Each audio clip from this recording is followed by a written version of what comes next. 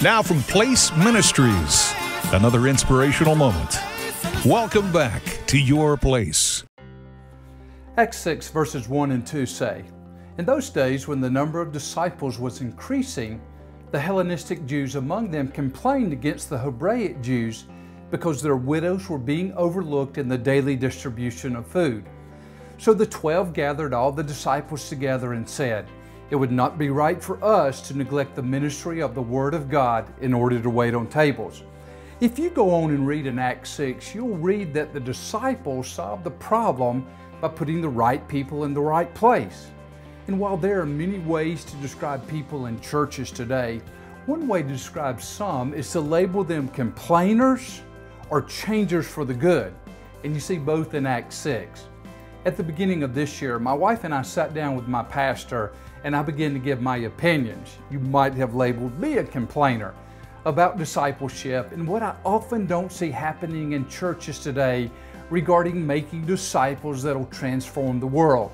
After meeting with my pastor over several months, he offered me the opportunity to become a problem solver. This month I became part of my church's staff as pastor of discipleship.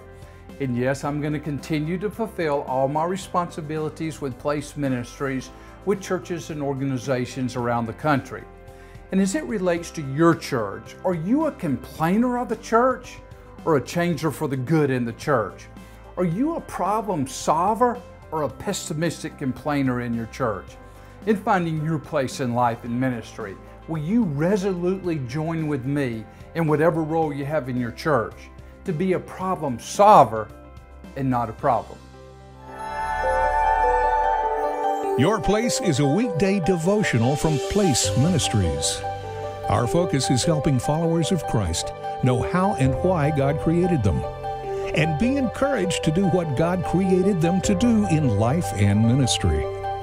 For a list of free resources, go to placeministries.org and join us every weekday right here at Your Place.